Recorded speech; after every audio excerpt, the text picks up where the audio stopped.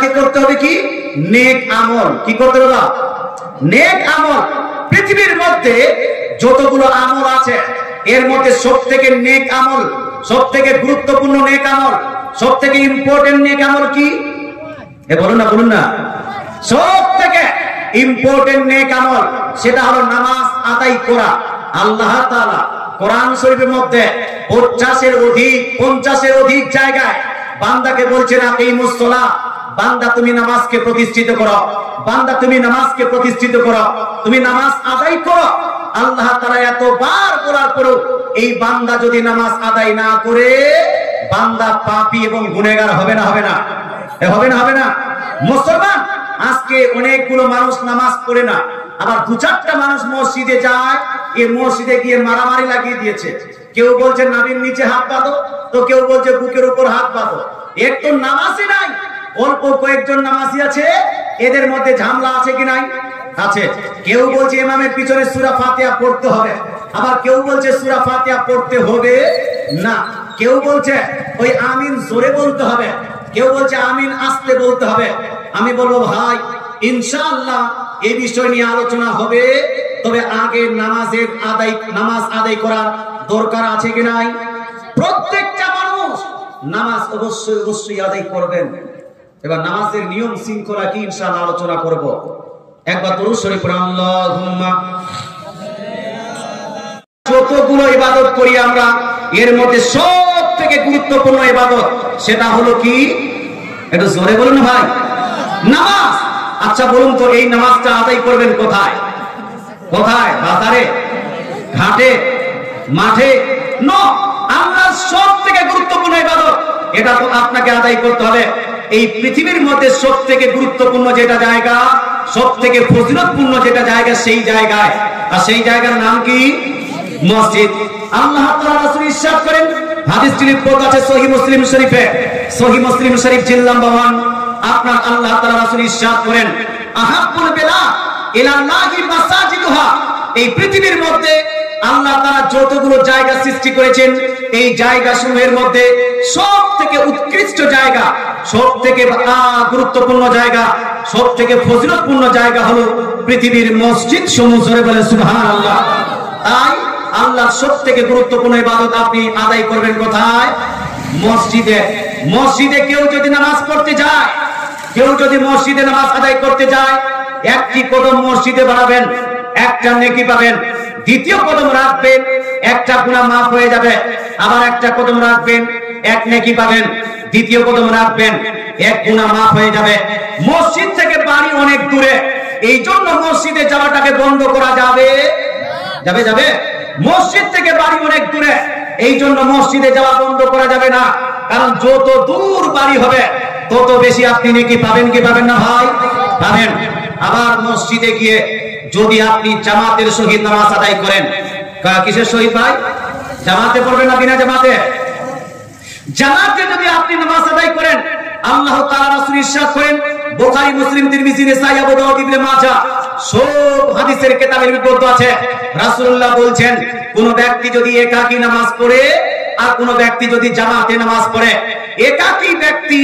একাকী নামাজ আদায় করা ব্যক্তি থেকে জামাতে আদায়কারী ব্যক্তি 27 গুণ বেশি নেকি পাবে। জোরে বলে সুবহানাল্লাহ। কত গুণ বেশি? 27 গুণ। অর্থাৎ একাই যদি নামাজ পড়েন 100 যদি নেকি পান, জামাতে পড়লে 2700, 2700 নেকি পাবেন। তাহলে ভাই জামাতে পড়া উচিত না একাকী? এই জামাতে না একাকী? কাল কিয়ামতের মাঠে উত্তপ্ত ময়দানে কঠিন আসবে দিনে আপনার একটা যদি নেকি কম হয়ে যায়, কোথায় যাবেন? জান্নাতে না জাহান্নামে? জাহান্নামে যাবেন। তাই ভাই মসজিদে গিয়ে জামাতের সহিত নামাজ আদায় করার চেষ্টা করুন। এটা প্রত্যেক মুসলমানের জন্য নামাজ আদায় করা হলো ফরজ, আর কি বলছে জামাতের সহিত নামাজ আদায় করা এটা হলো প্রত্যেক মুসলমানের জন্য হলো ওয়াজিব, জরুরি। ইচ্ছাকৃতভাবে কেউ যদি জামাত পরিত্যাগ করে, এ হবে গুনাহগার, বাদকার, সিয়াকার। মুসলমান আজকে এই এতক্ষণ পর্যন্ত বুঝতে পারলাম পৃথিবীর সবথেকে উত্তম জায়গা হলো মসজিদ। সবথেকে বেশি নেকি পাওয়া যায় মসজিদে নামাজ পড়লে, সবথেকে বেশি নেকি পাওয়া যায় জামাতে নামাজ পড়লে। এবার প্রশ্ন হলো, হুজুর যদি মসজিদে গেলে এতই বেশি নেকি, জামাতে পড়লে এত বেশি নেকি, তাহলে মা বোনদেরকে আপনি মসজিদে যেতে দিচ্ছেন না কেন? মা বোনদেরকে আপনি ঈদগাহে যেতে দিচ্ছেন না কেন? মা বোনেরা মসজিদে গিয়ে জামাতের সহিত নামাজ পড়বে না কেন? প্রশ্ন হবে না? হবে না? হবে না? হবে না? প্রশ্ন তো হবে যে মা বোনদেরকে তাহলে নিয়ে চলি, মসজিদে মা বোনেরা যাবে, এক কদমে এক নেকি, দ্বিতীয় কদমে একটা গুনাহ মাফ। জামাতের সহিত মুহাম্মদের নামাজ পড়বে 27 গুণ বেশি নেকি পাবে। এই জন্য এই সমস্ত লজিক দিয়ে বহু জায়গাতে মহিলাদেরকে জামাতে নিয়ে যাওয়া হয়, মহিলাদেরকে ঈদগাহে নিয়ে যাওয়া হয়, মহিলাদেরকে মসজিদে নিয়ে যাওয়া হয়। কিন্তু হানাফি সমাজের মানুষ, সুন্নি মানুষেরা আমরা মসজিদে নিয়ে যাই, আপনারা নিয়ে যান? 5 ওয়াক্তের নামাজ মহিলারা কোথায় পড়ে? এই মাইক করা ভাই আছেন আপনি? মাইক করা ভাই থাকলে একটু মাইকের কাছে আসেন তো। 5 ওয়াক্তের নামাজ মহিলারা কোথায় পড়ে? বাড়িতে না মসজিদে? জুম্মার নামাজ কোথায় পড়ে? বাড়িতে। মহিলারা জুম্মার নামাজ পড়ে? পড়ে না। আচ্ছা ঈদের নামাজ, ঈদের নামাজ পড়ে কি পড়ে না? আপনি বলছেন পড়ে কি পড়ে না জানি না। অনেকগুলো জায়গাতে দেখা যায় ঈদের জামাতে আপনার মহিলারা পিছনে, পুরুষরা আগে। তারাবির জামাতে মহিলারা পিছনে, পুরুষরা আগে। মুসলমান আচ্ছা বলেন তো, আল্লাহ তাআলা বলছেন আপনার সমস্ত মানুষ হলো বিপদে, সমস্ত মানুষ হলো ক্ষতিগ্রস্ত, কিন্তু 4 প্রকারের মানুষ যে ঈমান আনবে আর যারা নেক আমল করবে। কি আমল করবে ভাই? নেকির আমল করবে। আমল আমাদেরকে কোনটা করা উচিত? যেইটা নেকি বেশি না যেখানে নেকি কম? কোনটা? হ্যাঁ, এই এখানে বেশিরভাগ মানুষ শিক্ষিত আছেন। কেউ হয়তো মাধ্যমিক পাস, কেউ উচ্চ মাধ্যমিক পাস, কেউ বিএ পাস, কেউ এমএ পাস, কেউ মাস্টার ডিগ্রি করে বসে আছেন, কেউ এমফিল করে বসে আছেন। মুসলমান আপনাকে বলতে চাই, লজিক অনুযায়ী, যুক্তি অনুযায়ী বলুন তো আমাদেরকে কোন কাজটা করা উচিত? যেখানে নেকি বেশি সেই কাজটা করব, না নেকি যেটা কম সেই কাজটা করব? কোনটা? যেটা বেশি সেটা করব। এই জন্য বাড়িতে নামাজ পড়লেও তো চলে, কিন্তু আপনাকে বললাম আপনি বাড়িতে না পড়ে মসজিদে যাবেন, তাহলে নেকিটা বেশি পাবেন। মসজিদে গিয়ে একাই নামাজ পড়বেন না, বরং জামাতে পড়বেন, তাহলে নেকিটা বেশি পাবেন। সর্বদা আমাদেরকে নেক আমল যেখানে নেকি বেশি সেই কাজটাই করা উচিত কি উচিত নয়? এবার প্রশ্ন হলো, হুজুর যেইভাবে পুরুষের মসজিদে গিয়ে জামাতের সহিত নামাজ পড়লে নেকিটা বেশি পাওয়া যায়, তদ্রূপ কি মহিলারা জামাতে পড়লে নেকি বেশি পাবে? তদ্রূপ কি মহিলারা ঈদগাহে গিয়ে নামাজ পড়লে বেশি নেকি পাবে? তদ্রূপ কি মহিলারা মসজিদে গিয়ে নামাজ পড়লে কি বেশি নেকি পাবে? আমি বলবো না না না না। আমার রাসূলুল্লাহ সাল্লাল্লাহু তাআলা আলাইহি ওয়াসাল্লাম পুরুষ এবং মহিলাদেরকে ডিফারেন্সিয়েট করেছেন, আলাদা আলাদা করেছেন। পুরুষ মসজিদে গিয়ে নামাজ আদায় করবে, বেশি নেকি পাবে। কিন্তু রাসূলের আপনার হাদিস বলছে মহিলাদের ক্ষেত্রে মহিলারা কোথায় নামাজ আদায় করলে বেশি নেকি পায়। নবীজি বলছেন মুসনাদ আহমদের মধ্যে 25,331 এর মধ্যে হাদিস, হাসান সনদে বর্ণিত হাদিস। হাদিসটি জালও নয়, যঈফও নয়। এই হাদিস শরীফের মধ্যে নবীজি ইরশাদ করেন, খায়রু মাসাজিদিন নিসা কারু বুয়ুতিহিন্না।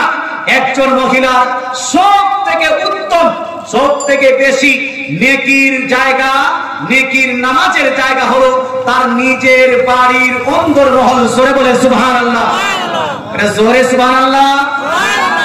পুরুষের জন্য সবথেকে উত্তম নামাজের জায়গা হলো মসজিদ, সবথেকে উত্তম জায়গা হলো নেকির জায়গা হলো মসজিদ। কিন্তু রাসূলুল্লাহ বলছেন একজন মহিলার জন্য সবথেকে নেকির জায়গা, সবথেকে উত্তম সাজদার জায়গা হলো তার নিজের বাড়ির অন্দরমহল। আরে মহিলাটি কোথায় করবে? আপনার বাড়িতে না মসজিদে? কোনটা? বাড়িতে না মসজিদে? আরেকটা হাদিস শোনাই। দয়ার নবী মায়ের নবী ইরশাদ করেন, হাদিস শুনবেন, মুসনাদ আহমদ হাদিস নাম্বার 25,354 মধ্যে হাদিস গাড়ি এইভাবে লিপিবদ্ধ আছে। হাদিসটি জালও নয়, যঈফও নয়। হাদিসটি হলো হাসান সনদে বর্ণিত হাদিস। দয়ার নবী মায়ের নবী ইরশাদ করেন, খায়রু মাসাজিদিন নিসা কারু বুয়ুতিহিন্না। আল্লাহ তাআলা রাসূল সাল্লাল্লাহু আলাইহি ওয়াসাল্লাম ইরশাদ করেন যে একজন মহিলা যতগুলো নামাজ পড়েছে, মহিলা গোটা জীবন যতগুলো নামাজ পড়েছে, এর মধ্যে সবথেকে বেশি মহিলাটিকে নামাজের নেকি দেওয়া হবে সেই নামাজে যেই নামাজটি মহিলা নিজ বাড়ির অন্তরমহলে আদায় করেছে। জোরে বলে সুবহানাল্লাহ। কোথায় আদায় করেছে? সব থেকে বেশি নেকি দেওয়া হবে সেই নামাজে যেই নামাজটা মহিলা নিজের বাড়ির অন্দর মহলে আদায় করেছে। তাহলে বলুন তো ভাই, পুরুষ এবং মহিলা দুইজনের মধ্যে পার্থক্য হলো কি হলো না? এই হলো কি হলো না? আপনি বলুন হুজুর, জামাতে নামাজ পড়লে যে বেশি নেকি আছে 27 গুণ, ওইটা কোথায় গেল? ওটা কি মহিলারা বাড়িতে কি জামাত করে পড়বে? মহিলারা কি মসজিদে গিয়ে জামাত করে পড়বে না? আমি বলবো ভাই, আমরা তো কিছু জানি না, আমরা শুধু বুঝি রাসূল যেটা শিক্ষা দিয়েছেন সেই শিক্ষাটা মানুষকে দিতে হবে। নিজের বাড়ির ঘরে আপনার শিক্ষা চলবে না, শিক্ষা চলবে কার? রাসূলুল্লাহ না মাস্টারের? আমাদের রাসূলুল্লাহ। শিক্ষা নেব আমরা রাসূলের কাছ থেকে, দীক্ষা নেব আমরা রাসূলের কাছ থেকে, জ্ঞান নিব আমরা রাসূলের কাছ থেকে, ধর্ম চালাবো আমরা রাসূলের শিক্ষা দেওয়া মত অনুযায়ী, নাকি ভাই? আসুন, আপনি বলুন হুজুর, বাপ কি বলছে 27 গুণ যে বেশি জামাতের, ওই জামাতের নেকিটা মহিলারা পাবে কিনা? তো আমি হাদিসটা পড়ছি বাপ, বুখারী, মুসলিম, তিরমিজি, নাসাঈ, আবু দাউদ, ইবনে মাজাহ, প্রায় সব জায়গায় হাদিস কান লিপিবদ্ধ আছে। আল্লাহ তাআলা রাসূল সাল্লাল্লাহু তাআলা আলাইহি সাল্লাম ইরশাদ করেন, জামাতের নামাজ যে ফজিলতপূর্ণ সেটা কার জন্য, পুরুষ না মহিলা? তো রাসূলুল্লাহ বলছেন, সালাতুল জামাতি তাফদুলু আলা সালাতির রাজুলি ওয়াহদা বি27 দারাজাতান। তিরমিজি শরীফের হাদিস, নবীজি বলছেন জামাতের নামাজ, জামাতের সালাতুল জামাতি, জামাতের নামাজ তাফদুলু আলা সালাতির রাজুলি ওয়াহদা, বেশি ফজিলত রাখে রাজুলের নামাজ অপেক্ষা। এখানে নবীজি বলছেন সালাতির রাজুল, রাজুলের নামাজ অপেক্ষা। এবার প্রশ্ন হলো, রাজুলুন কাকে বলা হয়, পুরুষকে না মহিলাকে? রাজুলুন কাকে বলা, মহিলাকে? এই যে বুঝেন না আপনারা, তখন বাংলা বুখারী পড়বেন, আর বাংলা বুখারীতে মন মরা যারা তরজমা করে দিবে, বাংলা তিরমিজি নিজের মন মতো তরজমা করে দিবে, তখন বলবেন না এখানে তো মহিলা আর পুরুষ উল্লেখ নাই, নবীজি বলছেন জামাতে পড়লে 27 গুণ বেশি নাকি, মহিলা হোক বা পুরুষ। আর এইদিকে তো বক্তারা বলছে যে মহিলা আর পুরুষের নামাজের মধ্যে কোনো পার্থক্যই নাই, তাহলে মহিলারা তো আপনার জামাতে পড়াবো। আমার রাসূলুল্লাহ বলছেন পুরুষের একাকী নামাজ অপেক্ষা জামাতে নামাজ পড়লে 27 গুণ বেশি নেকি পাবো। পুরুষটা মানে কি? এই রাজুলুন, রাজুলের মানে কি? রাজুল নবীজি উল্লেখ করেছেন কি হুজুর, রাজুল মানে কি? কি বলছে আপনার হুজুর, পুরুষ না মহিলা? আচ্ছা, ইনি পড়াশোনা করেননি? পড়াশোনা করেছেন? আপনারা কেউ মাদ্রাসায় পড়েননি? ইনি মাদ্রাসায় পড়েছেন, গ্রামার পড়েছেন, আরবিক ট্রান্সলেট পড়েছেন, কোরআনের তরজমা করতে জানেন, হাদিসের তরজমা করতে জানেন। নবীজি যখন জামাতের নেকি উল্লেখ করলেন তখন নবীজি রাজুলুন, আপনিও দেখেন গুগলে সার্চ দিন রাজুলুন মিন্স, রাজুলের অর্থ কি, এখনই সার্চ দিন, এখনই বার হয়ে যাবে। নবীজি ইরশাদ করেন সালাতুল জামাআত, সালাতুল জামাতি তাফদুলু আলা সালাতির রাজুলি ওয়াহদা বি27 দারাজাতান।